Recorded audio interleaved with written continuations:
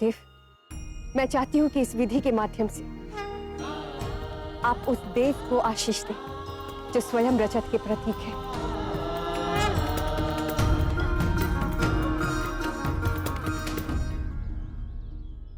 चंद्रदेव,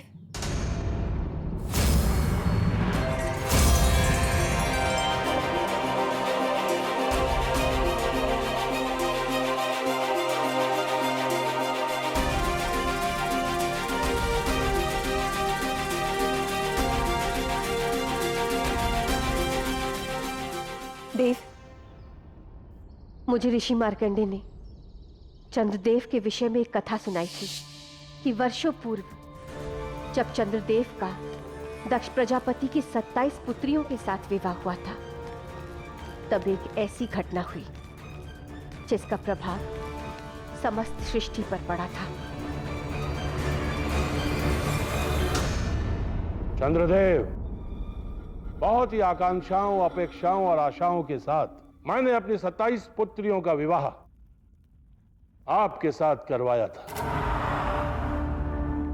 किंतु विवाह से लेकर आज तक आपने अपना संपूर्ण प्रेम, सम्मान और समर्पण हमारी केवल एक पुत्री रोहिणी पर न्यौछावर किया। क्यों? क्या शेष 26 पुत्रियां आपकी पत्नियां नहीं है? क्या उन्हें भी वो अधिकार नहीं मिलना चाहिए जो रोहिणी को मिल रहा है? क्षमा करें प्रजापति दक्ष, आपके पास समस्त सृष्टि पर नियम लागू करने का अधिकार है, किंतु मुझे किससे प्रेम करना है इसका अधिकार आपके पास नहीं है। ये मेरा व्यक्तिगत निर्णय है। चंद्रदेव,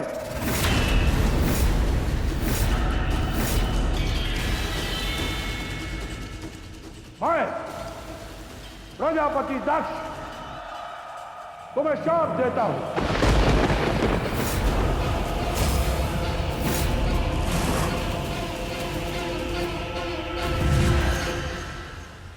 कि तुम्हें क्षय रोग होगा और तुम मृत्यु को प्राप्त होगे।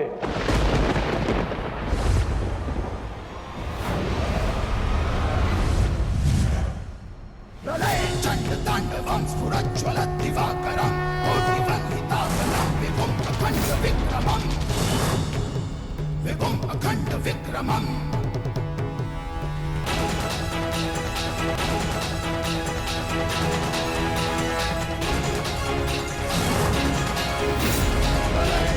तांडवं स्फुरज्ज्वलत् दिवाकरं कोटिवन्दिताकलं विभुम् अखण्ड विक्रमम् अस्करं मनोहरं प्रचण्ड।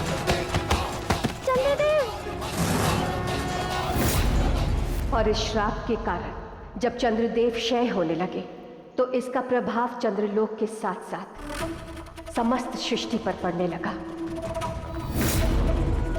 पृथ्वी पर सागर की जिन उन्मुख लहरों को चंद्रदेव नियंत्रित करते थे वो प्रलय मचाने लगी।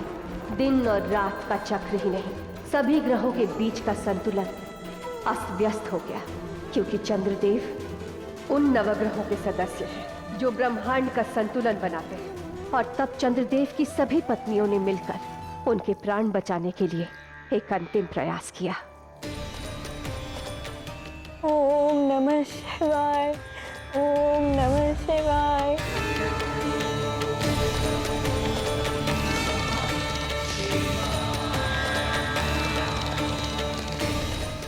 प्रभु,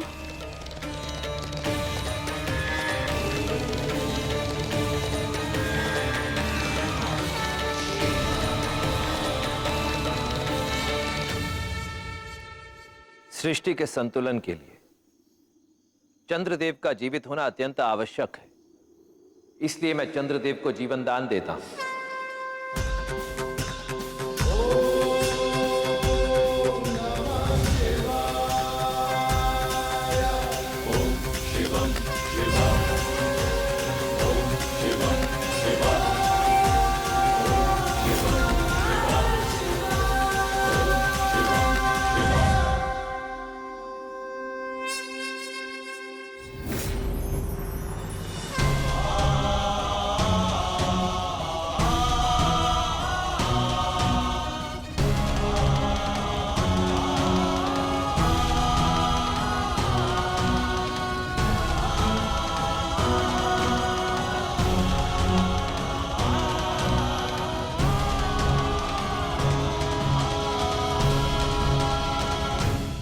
बहुत बहुत धन्यवाद प्रभु।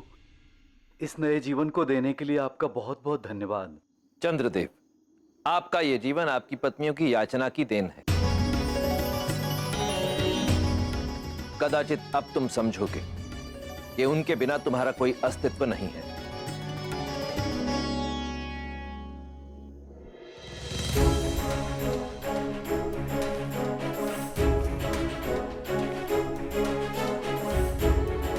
मुझसे बहुत बड़ी भूल हो गई। मैं आप सबसे क्षमा मांगता हूं।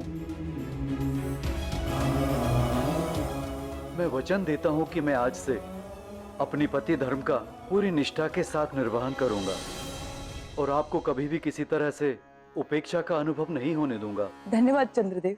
अब हम सब मिलकर एक नए जीवन का शुभारंभ करेंगे। देवी रेवती, मैंने केवल चंद्रदेव को मृत्यु से बचाया है, परंतु प्रजापति दक्ष द्वारा दिए गए श्राप से वो अब भी श्रापग्रस्त है और उस श्राप की पीड़ा उन्हें जीवन भर भोगनी ही होगी। सृष्टि के संतुलन को बनाए रखने के लिए चंद्रदेव का क्षय एक निर्धारित समय के अनुरूप होगा। प्रत्येक मास के पहले 15 दिन चंद्रदेव का क्षय होगा, जिसे कृष्ण पक्ष के नाम से जाना जाएगा, और शेष 15 दिन चंद्रदेव अपने वास्तविक स्वरूप में प्रकट होकर पुनः उदित होंगे, जिसे शुक्ल पक्ष के नाम से जाना जाएगा। और चंद्रदेव के यूं घटने और बढ़ने की प्रक्रिया अनंत काल तक चलती रहेगी। आपने चंद्रदेव को जीवन दान तो दे दिया, परंतु प्रजापति दक्ष के श्राप के कारण हर माह कृष्ण पक्ष को जब चंद्रदेव क्षय होते हैं तो उन्हें अत्यंत पीड़ा और कष्ट भोगना पड़ता है। देव, जिस तरह से आपने नागराज वासुकी को धारण किया है, उसी तरह आप चंद्रदेव को भी धारण कर ले, ताकि उनका स्वास्थ्य कुशल हो जाए। देव,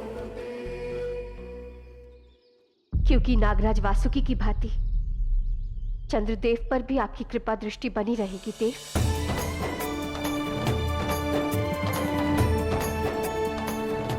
इसीलिए मेरी ये इच्छा है देव कि हमारी मंगल आभूषण विधि के लिए आप साक्षात चंद्रदेव को आभूषण के रूप में धारण करें।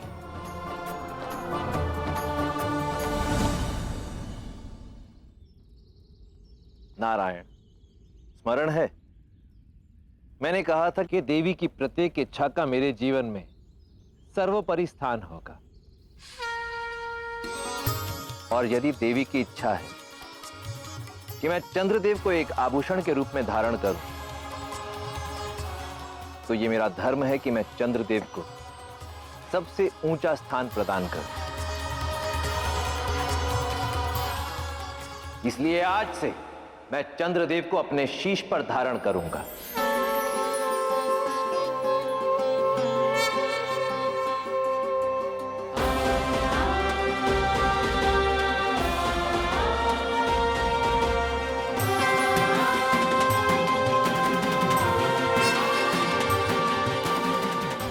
धन्यवाद देवी। यदि आप मेरे प्रति इतनी करुणा और कृपा नहीं दिखाते तो मैं आजीवन इस कष्ट को भोगता।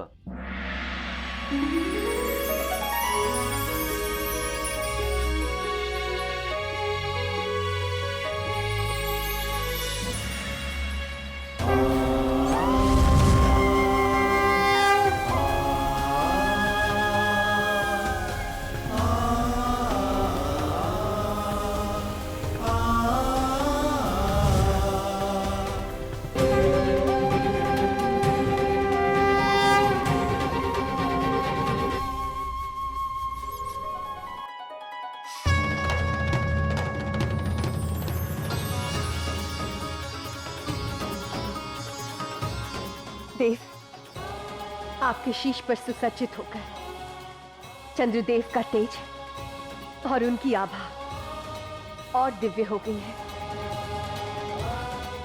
जिनके शिखर पर स्वयं चंद्र विराजमान है। उन्हें संसार चंद्रशेखर के नाम से पुकारेगा।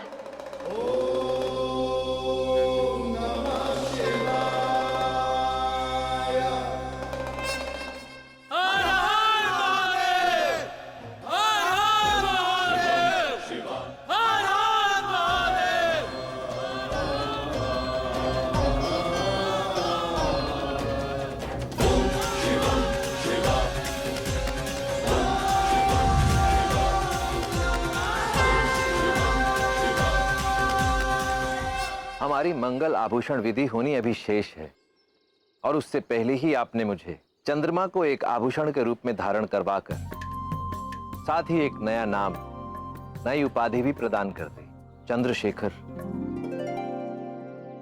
तो मैं भी आज आपको एक नया नाम, नई उपाधि देता हूं।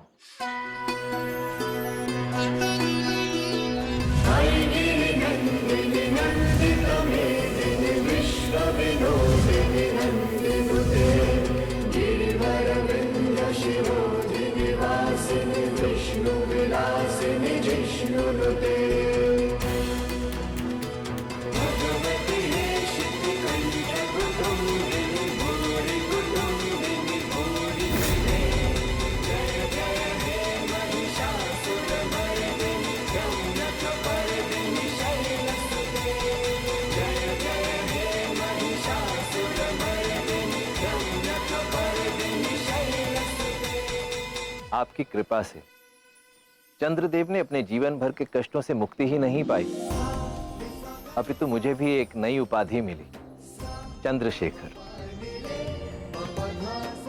इसलिए संसार आज से आपके इस स्वरूप को देवी चंद्रघंटा के नाम से जानेगा,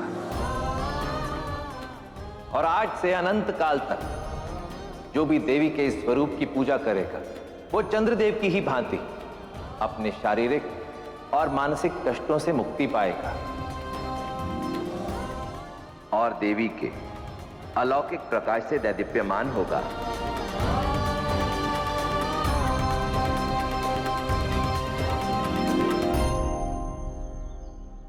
देवी चंद्रघंटा की, चंद्रशेखर महादेव की, देवी चंद्रघंटा की, चंद्रशेखर महादेव की।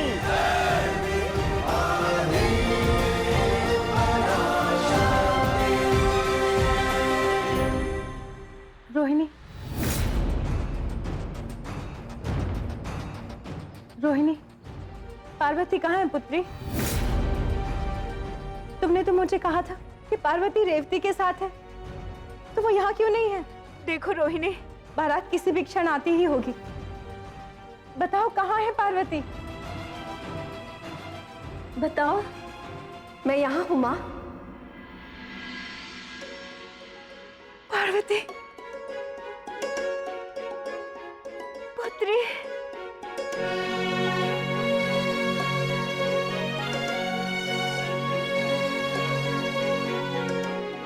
तुम कहाँ चले गई थी पुत्री? तुम्हारे पिताश्री और मैं कितने चिंतित हो गए थे। माँ, मैं जानती हूँ विवाह से पूर्व वधू का इस तरह से घर से बाहर निकलना अपशगुन माना जाता है। वो बस एक महत्वपूर्ण कार्य आ गया था, इसीलिए कुछ समय के लिए मुझे बाहर जाना पड़ा।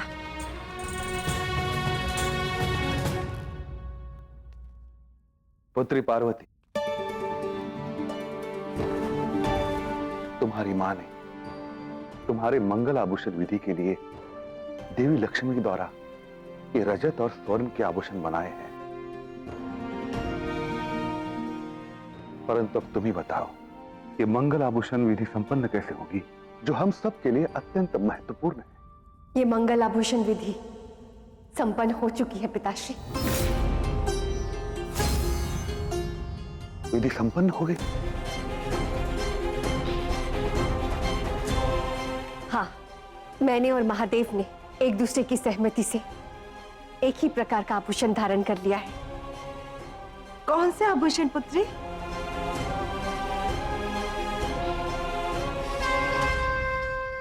दर्शन दीजिए देव।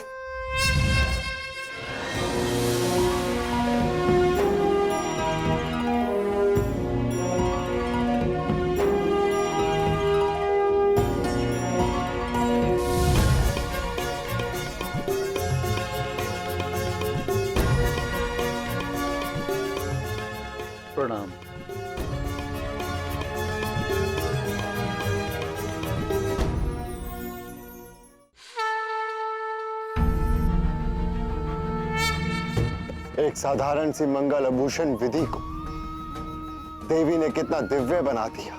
हाँ नारायण, अपनी इस एक लीला से देवी ने अपने माता पिता की इच्छा का मान भी रख लिया और इस विवाह में चंद्रदेव की उपस्थिति भी सुनिश्चित कर दी।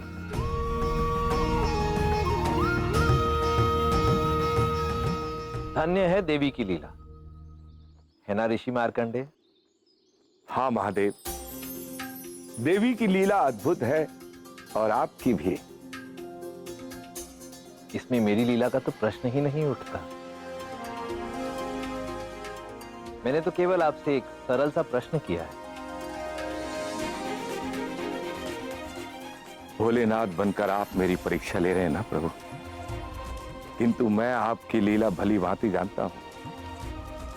आपने मुझे बारात में अपने साथ रहने के लिए कहा था, क्योंकि आप ये चाहते थे कि मैं विवाह की सभी विधियों का और देवी की सभी दिव्य लीलाओं का साक्षी बनूं। आपने सत्य कहा ऋषिवर, और इसीलिए आज मैं आपको एक अत्यंत महत्वपूर्ण दायित्व सौंपने जा रहा हूं।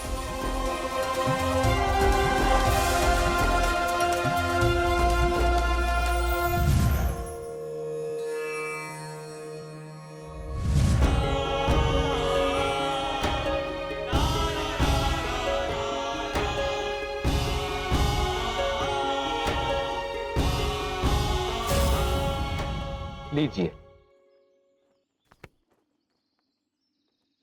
ऋषि मार्कंडेय, मेरी ये इच्छा है कि आपकी शब्दों और लेखनी के माध्यम से ये समस्त संसार देवी की लीलाओं की गाथा जाने, क्योंकि स्वयं देवी ने आपको अपने मार्गदर्शक के रूप में चुना है। प्रभु, ये तो मेरा परम सौभाग्य होगा कि मैं देवी की सभी लीलाओं पर गाथा लिखूं। किंतु प्रभु, इस पुराण का नाम क्या होगा? आपके द्वारा लिखित इस पुराण में देवी की सभी लीलाओं का वर्णन होगा और अनंत काल तक संसार इसे मार्कंडेय पुराण के नाम से जानेगा।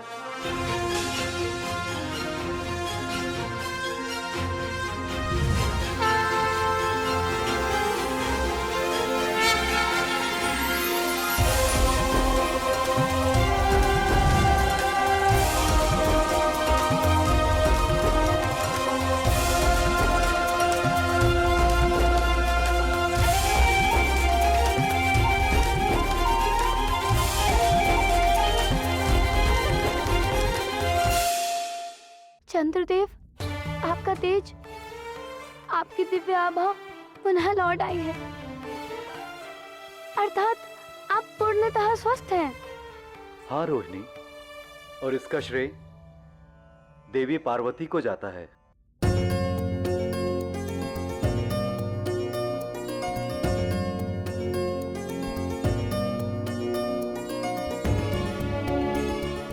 पर्वतराज हिमावन, महारानी मैनावती, देवी पार्वती की कृपा से मैं स्वयं देवी पार्वती और महादेव के शीश का आभूषण बनकर सुसज्जित हूं।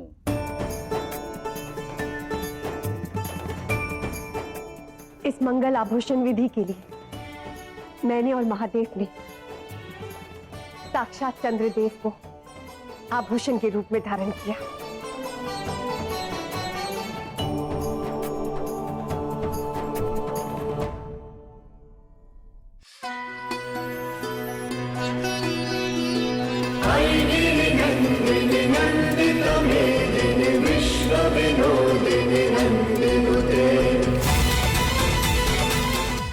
और इसी तरह महादेव ने मुझे चंद्रघंटा की उपाधि दी और मैंने उन्हें चंद्रशेखर की।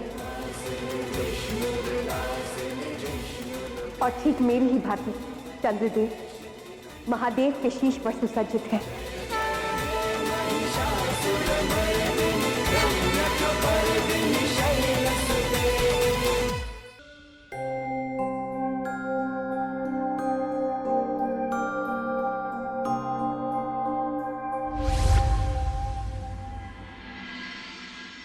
अब मुझे जाने की आज्ञा दीजिए देवी, मुझे महादेव की बारात में सम्मिलित होना है।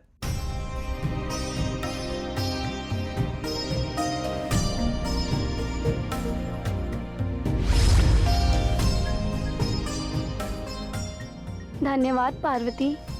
आज तुम्हारे कारण चंद्रदेव को एक नया स्वरूप और स्वस्थ जीवन प्राप्त हुआ है। एक समय ऐसा भी था जब रेवती ने मेरी सहायता की थी, जिसके कारण मैं अपने अर्धांग के पास पहुंची थी। तुम्हें अमरनाथ गुफा में जाना होगा, वहीं मिलेंगे तुम्हें तुम्हारे महादेव। तो इस विवाह में मैं तुम्हारे अर्धांग को कैसे नहीं लाती?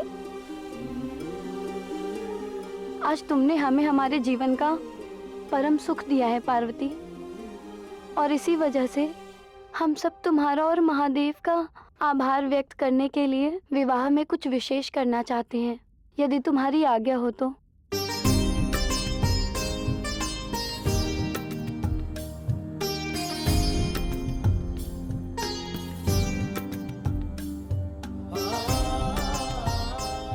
तुम्हारी बहनें तुमसे कुछ मांग रही हैं पार्वती, उनकी इच्छा पूरी नहीं करोगी? तो ठीक है, आज से एक नई प्रथा आरंभ होगी। बारात के आने के पूर्व वधू की बहनें द्वार पर वर की आरती करेंगी, और जब तक वर उन्हें शगुन न दे दे तब तक बारात वधू पक्ष के घर में प्रवेश नहीं करेंगे। और ये प्रथा द्वार प्रतीक्षा के नाम से जानी जाएगी।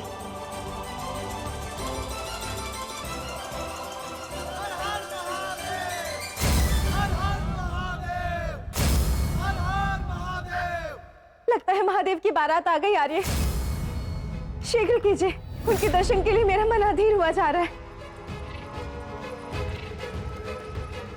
अब मैं मां को कैसे समझाऊं कि महादेव का वास्तविक रूप कैसा है?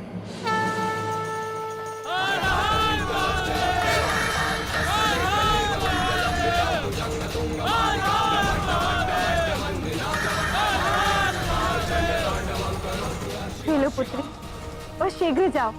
रेवती, द्वार बात की विधि में अधिक समय मत लगाना। मेरा मन महादेव के दर्शन के लिए व्याकुल हुआ जा रहा है। ठीक है?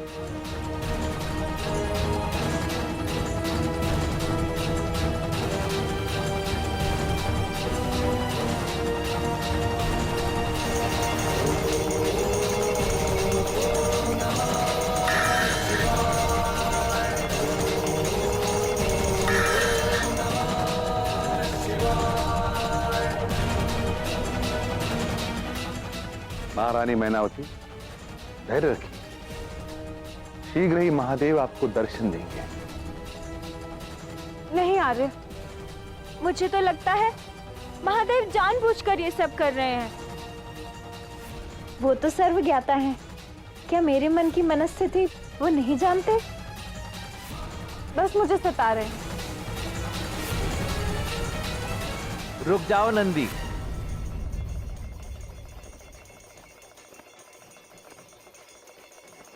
मैं महल में बाद में प्रवेश लूंगा, पहले देवराज इंद्र एवं अन्य देवताओं को प्रवेश करने दो।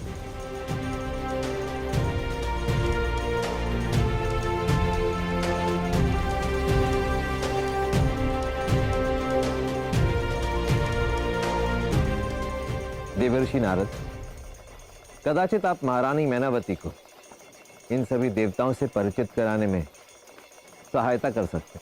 अवश्य महादेव, मैं आपकी मनसा को भली भांति समझ गया हूं।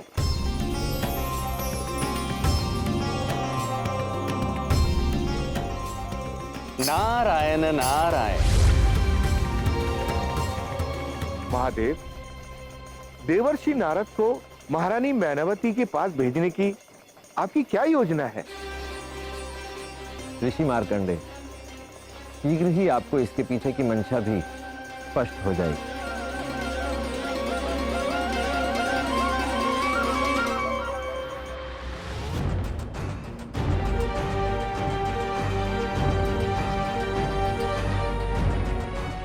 देव, मेरा मन बहुत व्याकुल हो रहा है।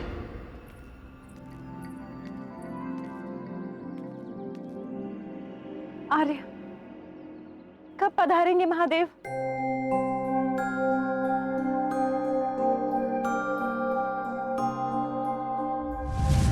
नारायण नारायण। प्रणाम देवर्षि।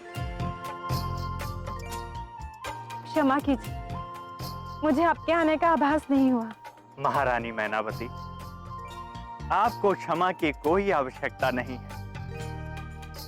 मुझे पता है आप देवाधिदेव महादेव के दर्शन के लिए लालायित हो रही हैं, है ना? सच्चे कहा देवर्षि आपने तो मेरे मन की बात जान ली। उनकी बारात की प्रतीक्षा में बिताए ये 2 पहर मेरे लिए 2 जन्मों की भांति बीत रहे हैं। हमने महादेव को कभी नहीं देखा। देवर्षि, वो जब आएंगे आप उनसे हमारा परिचय कराएंगे ना? अवश्य महारानी मैनावती, और मैं उनसे ही नहीं समस्त देवताओं से भी आपका परिचय कराऊंगा।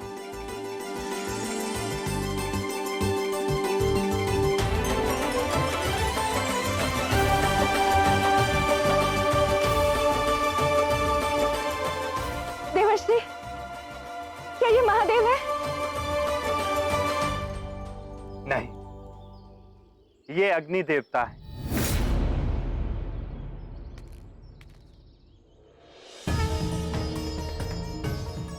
पधारिए।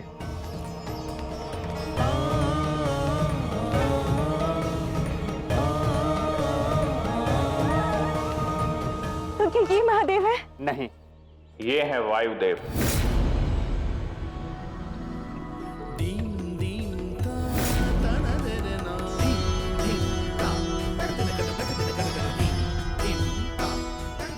ये रहे आकाश देव और सूर्य देव।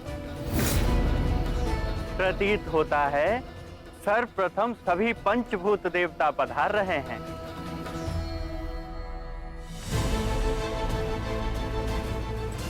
पता नहीं महादेव के वास्तविक रूप को देखकर माँ की क्या प्रतिक्रिया होगी।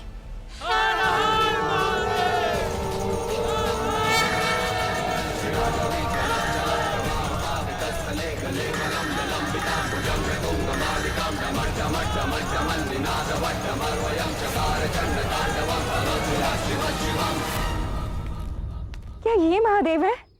ये देवराज इंद्र हैं। प्रणाम देवराज। स्वागत है आपका।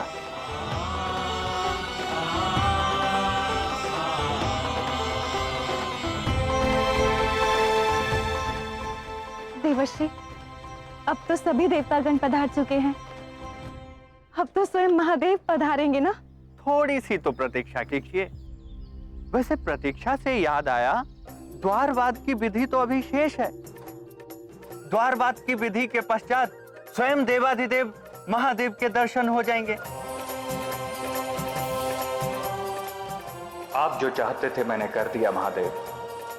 महारानी मैनावती की आपको देखने की इच्छा अब चरम पर है।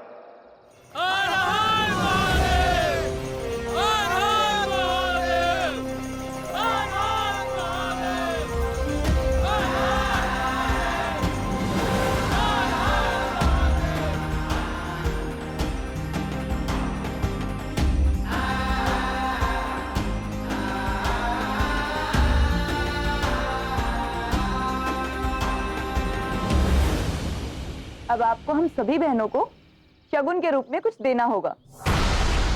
केवल तभी हम आपको और अन्य बारातियों को भीतर आने देंगे। अच्छा, क्या पार्वती जानती है कि आप सब बहनें यहाँ द्वार पर खड़ी होकर सभी बारातियों को महल में जाने से रोक रही हैं? जी हाँ, और पार्वती ने ही तो हमें यहाँ भेजा है। तो लाइए, दीजिए शगुन, तभी द्वारबान की विधि संपन्न होगी। और जितना शीघ्र आप हमें शगुन देंगे, उतनी ही कम प्रतीक्षा पार्वती को करनी होगी। और हाँ, मुझे पूरा विश्वास है कि पार्वती आपके दर्शन के लिए अति उत्सुक होंगी।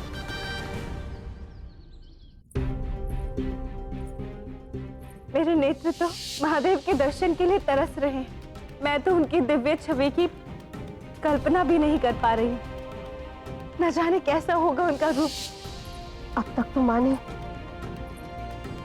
महादेव को देख ही लिया होगा। अभी नहीं।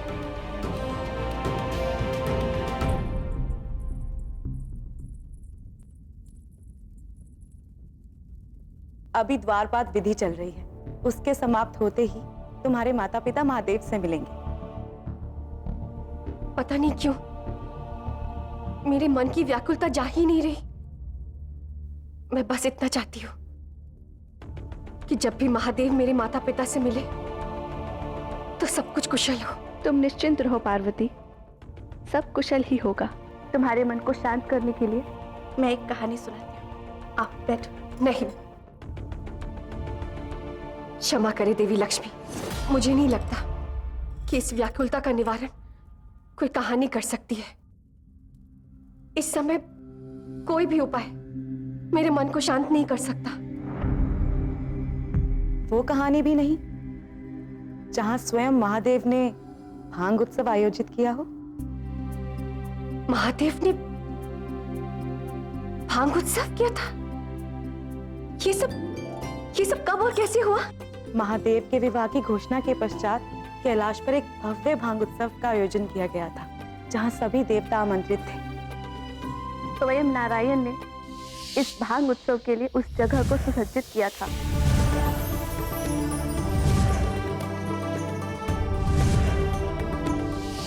और बेचारा नंदी तो लगभग पूरे उत्सव में सभी को भांगी पर रोकता रहा। हर हर महादेव।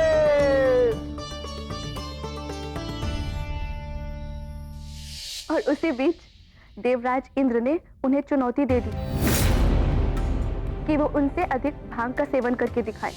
पर नंदी ने उनकी चुनौती को इतना महत्व नहीं दिया। किंतु जब नंदी को महादेव से प्रोत्साहन मिला तो उन्होंने देवराज इंद्र की चुनौती को स्वीकार कर लिया।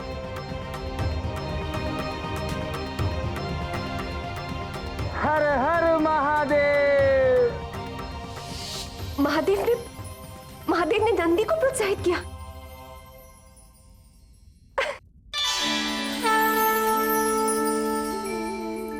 अब मुझे विश्वास है कि जो स्नेह महादेव ने अन्य लोगों को दिखाया है, उसी स्नेह और आत्मीयता के साथ महादेव मेरे माता पिता से भी मिलेंगे।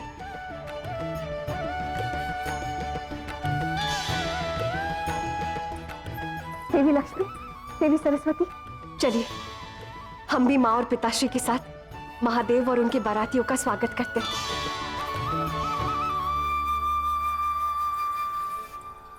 यदि आप सबकी यही इच्छा है कि मैं आपको एक शगुन दूं, तो मैं आप सबकी इच्छा अनुसार आप सबको एक शगुन अवश्य दूंगा। और मुझे आशा है कि आपको वो शगुन पसंद भी आएगा। ये रहा आपका शगुन। नहीं नहीं नहीं, ये मुंड वाले हमें नहीं चाहिए। लो, ये क्या बात हुई? आप सबने शगुन मांगा, मैं आपको शगुन दे रहा हूँ, और आप सब बहनें इसे बांट भी सकती हैं आपस में, तो फिर मना क्यों कर रही हैं? अब तुम ही समझाओ रेवती। महादेव की भांति हम ये मुंडमाल धारण नहीं कर सकते। मुंडमाल लो ना, शगुन। महादेव, हम ये मुंडमाला कैसे स्वीकार कर सकते हैं? क्यों? इसे स्वीकार करने में आपत्ति कैसी? ये तो आपकी अघोरी ने आपको इतने प्रेम से दी होगी। हमें तो कुछ ऐसा चाहिए जो आपका अपना हो। उसी को हम शगुन मानेंगे और तभी हम आपको भीतर आने देंगे। हाँ, एक वस्तु है जो मेरी स्वयं की है और मैं आप सबको दूंगा, तो मुझे पूर्ण विश्वास है कि आप सबको अति प्रिय भी होगी। आप जल्दी दीजिए ना महादेव। आपको एक बात माननी होगी, आप सबको अपने नेत्र बंद करने होंगे और हाथ आगे ऐसे करने होंगे। ठीक है। देवर्षि नारद, मैं अब और द्वार बाद की विधि के लिए प्रतीक्षा नहीं कर सकती। मुझे अभी और इसी क्षण महादेव के दर्शन करने हैं। महारानी मैनावती, रुकिए तो।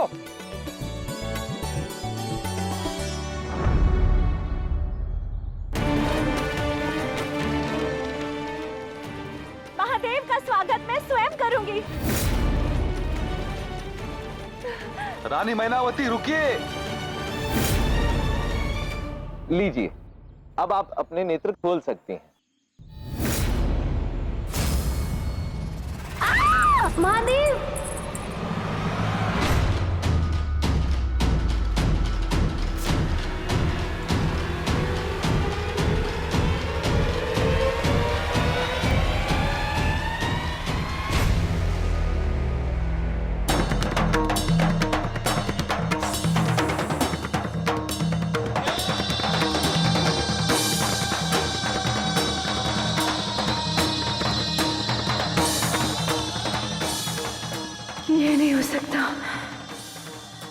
महादेव इतने भयानक नहीं हो सकते।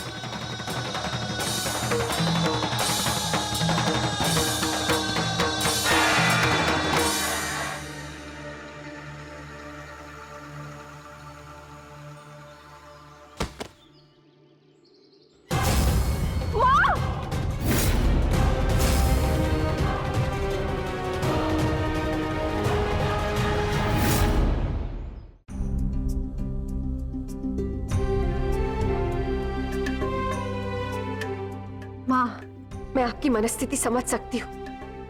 जिस क्षण से आपने और पिताश्री ने मेरे विवाह के बारे में सोचा है, तब से आपकी सोच में सब कुछ बहुत भव्य और सुंदर ही था। और ये तो बहुत सहज और स्वाभाविक है ना माँ? मैं तो केवल इतना चाहती थी कि मेरी सुंदर पुत्री के साथ विवाह मंडप में एक सुंदर वर हो, जिसका रूप देखकर सबके सब मंत्रमुग्ध हो जाएं, जो इस संसार का सबसे सुंदर वर हो। आर्या, क्या आप मेरी इतनी छोटी सी इच्छा पूरी नहीं करेंगे? हम अभी महादेव से चलकर बात करते हैं, वो मेरी प्रार्थना अवश्य सुनेंगे। चलिए। महारानी मैनावती, एक क्षण के लिए विचार कीजिए कि आप ये क्या कह रही है। हम महादेव के विवाह में ही उनके वास्तविक रूप को त्यागने के लिए कदापि नहीं कह सकते, ये अनुचित है।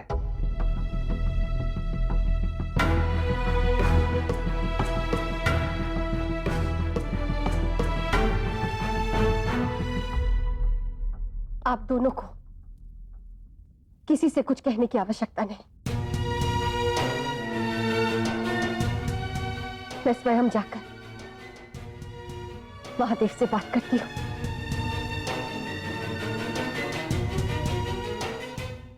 आपने ऐसा क्यों किया देव? आप भली भांति जानते थे ना कि आपको ऐसे भस्म भूषित देखकर उनका मन आहत हो जाएगा। आपको ऐसे औघर रूप में देखकर वो स्तब्ध रह जाएंगी। और फिर भी आप इस स्वरूप में मेरी मां से मिलने चले गए। क्यों जानबूझकर आपने मेरी मां के मन को दुखी किया? क्यों देव? पार्वती, मैं मानता हूं कि मैंने जो कुछ भी किया जानबूझकर किया, परंतु इसके पीछे मेरा उद्देश्य तुम्हारी मां को मानसिक रूप से आहत करने का नहीं था। कैसा उद्देश्य? मेरे इस स्वरूप के पीछे की आधी कथा तुम्हें पता है। अब समय आ गया है जब तुम्हें शेष कहानी भी पता चल जाए। देवी पार्वती, मैंने और देवी सरस्वती ने भांग उत्सव की कहानी तो सुनाई थी, किंतु भांग उत्सव में एक महत्वपूर्ण घटना भी हुई थी जिसके बारे में हमने आपको नहीं बताया। कैसी घटना? भांग उत्सव के मध्य ऋषि दुर्वासा कैलाश में आए थे और वो वहां महादेव को उनके विवाह के लिए आशीर्वाद देने आए थे। लीजिए ना प्रभु, लीजिए ना। ये आनंदोत्सव नहीं, पाप उत्सव है। मैं ऋषि दुर्वासा महादेव को श्राप देता हूं, आपके विवाह में कन्या पक्ष आपके इस अशिष्ट और अभद्र अवतार को देखकर मूर्छित हो जाएंगे। आपका विवाह आपके इस रूप में नहीं होगा। महादेव ने जो भी किया वो ऋषि दुर्वासा के श्राप का मान रखने के लिए किया।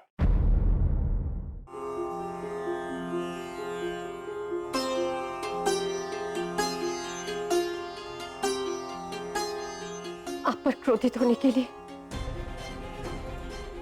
मैं आपसे क्षमा मांगती हूँ देव। आपके इस व्यवहार के पीछे जो कारण था वो मैं जान चुकी हूँ, परंतु अपनी माता का मान रखने के लिए मैं आपके इस स्वरूप में आपसे विवाह नहीं कर सकती।